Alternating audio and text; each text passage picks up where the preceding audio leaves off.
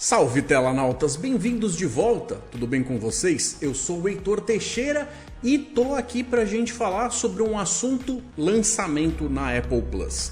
Coisa essa que a gente vem noticiando nos momentos do Sci-Fi News aqui com os nossos parceiros do Sci-Fi do Brasil e finalmente a série estreou e eu tenho algumas coisas pra pontuar ali. Ainda não tenho exatamente certeza de se eu vou fazer constantemente os reviews de todos os episódios, mas estou bastante inclinado a pelo menos tentar. Quero saber se é algo do interesse de vocês, porque de fato com a audiência um pouco maior facilita eu manter a vontade de continuar falando a respeito desse assunto. Mas independente da qualidade da série, que a gente não tem como prever, porque eu não tenho bola de cristal, é um assunto extremamente interessante que merece a nossa atenção, até porque a Apple Plus tem colocado um tremendo carinho nas suas produções originais. Vale a pena ficar de olho neles, porque eles estão ali tentando de fato competir com a qualidade, por exemplo, da HBO. E isso não é dizer pouca coisa. Então, se você curte os monstrões, os kaiju, o lugar para falar deles agora é aqui. Convido vocês para virem comigo.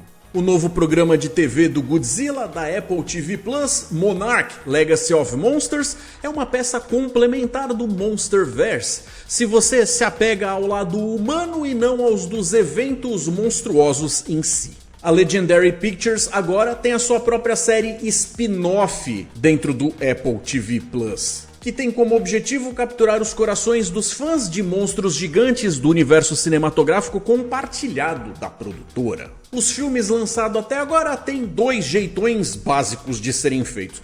Ou eles partem para um lado que focam quase que toda a sua atenção no drama, ou vão pro lado mais UFC, botando os bichos para quebrar pau e a história fica meio em segundo plano. De qualquer forma, esta série aqui aparentemente vai mais pro lado do primeiro, onde as pessoas são mais importantes do que necessariamente os encontros e os eventos, onde eles saem destruindo a cidade toda.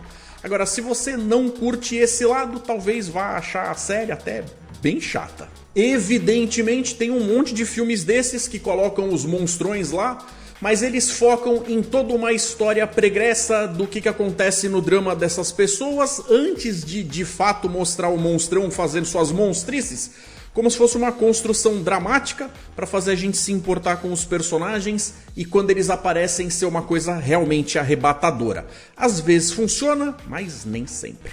Essa série aqui tá com um monte de gente talentosa trabalhando em frente e atrás das câmeras.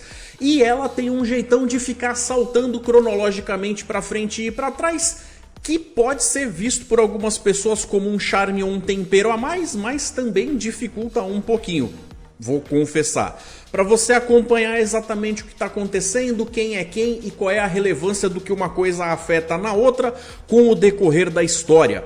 Talvez isso faça com que a história se torne até mais interessante do que se eles colocassem pedacinho por pedacinho, porque roubaria a oportunidade deles trazerem algumas surpresas ou alguns momentos de "ahá, entendi". Não sei se vai ser o caso, mas basicamente é o que eles têm feito. Agora, que às vezes atrapalha um pouquinho mais do que ajuda, foi o que eu senti. Então a gente vê uma ex-professorinha seguindo umas migalhas de pistas daquilo que acaba chegando na atenção dela depois que ela descobre que o pai dela morreu. E aí ela vai descobrir não só que o velho tinha uma família dupla, paralela, no Japão, que escondeu dela a vida inteira, mas que ele também estava em algum nível, de alguma forma, envolvido com a tal empresa, o tal consórcio Monarch.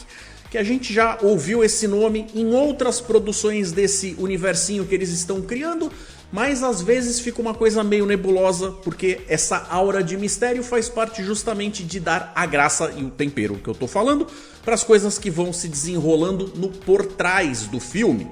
Então, uma vez tendo conhecido o seu meio-irmão, ela vai se juntar com ele e mais uma galera para ir tentando entender aquilo que a gente também está tentando entender, já que nesse mundo a existência dos monstros não é novidade de longe. Nem mesmo a Monarch, para falar sério. Então a gente fica se perguntando o que eles estão tentando entender e qual é a trama ou as tramóias por trás do que está sendo proposto dessa vez aqui. Então a gente tem que lembrar que a coisa acaba caindo muito mais para esse lado de drama familiar que lembra casos de família mais do que um sci-fi de monstrão. Agora, se eles não fizessem assim, eu não sei se tinha história para preencher necessariamente 10 episódios.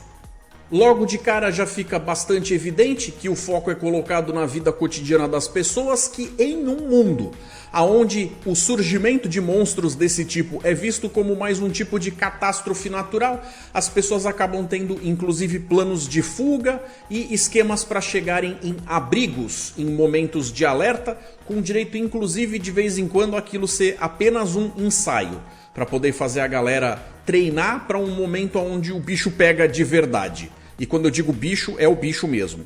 E a pergunta que ficou pra mim, pelo menos nesses 2 primeiros episódios de lançamento, foi: que segredo pode ser assim tão importante que faça com que a vida de quem sequer trombe com ele passe a ser ameaçada? Tá curtindo o vídeo e o conteúdo do canal? Deixe o seu like, colabore.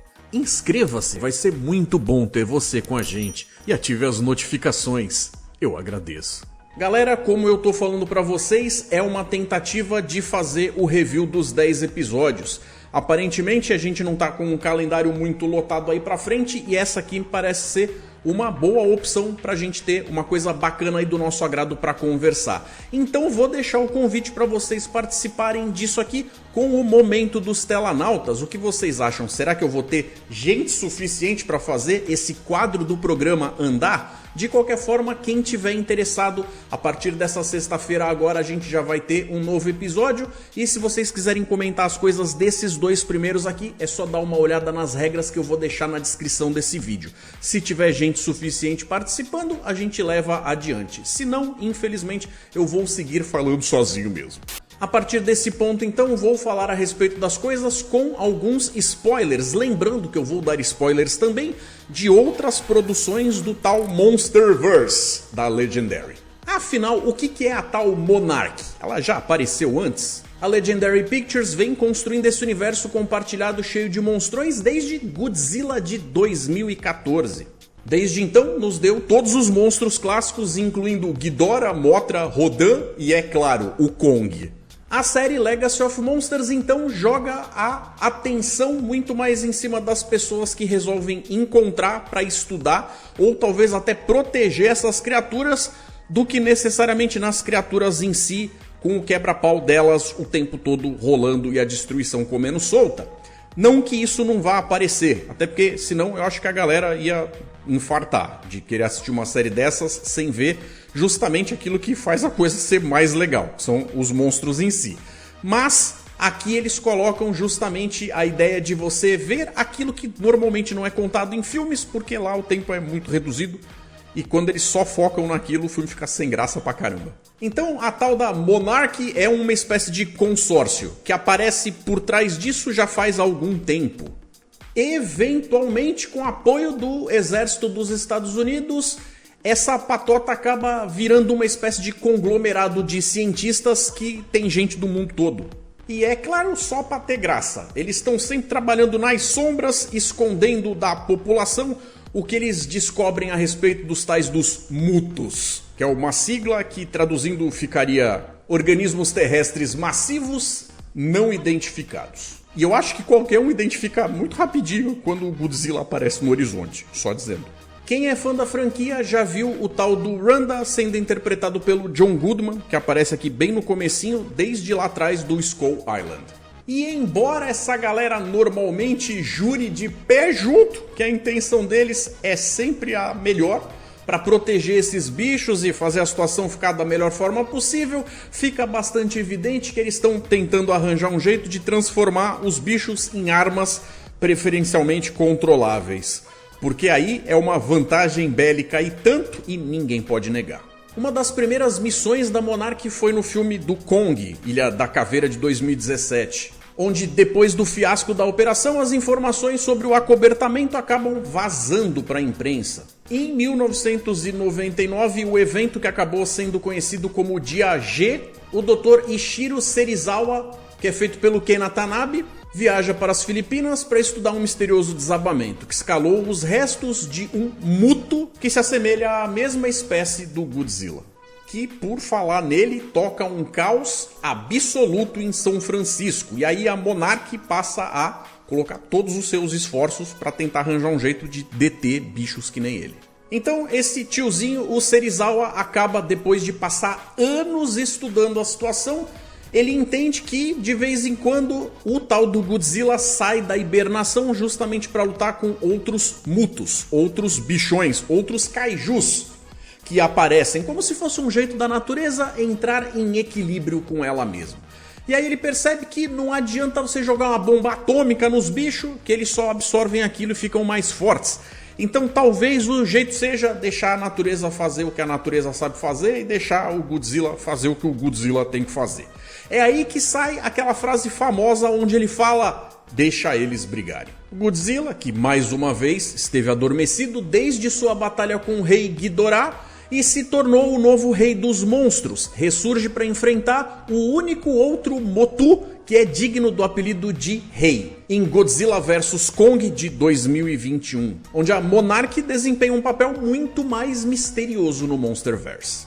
E lá, justamente quando o Kong é gravemente ferido, a galera acaba percebendo que tem que, na verdade, ajudar o Kong, para que ele possa se juntar com o Godzilla, já que tudo que está acontecendo lá é por causa de outra situação também bastante exagerada, que é coisa comum nesse universo de monstro, aonde juntos eles destroem o desonesto Mechagodzilla. E aí, ainda naquele filme, a Monarch acaba fazendo uma base subterrânea lá na Terra Oca. Já junta inclusive coisa de teoria da conspiração, só pra gente falar a mesma língua.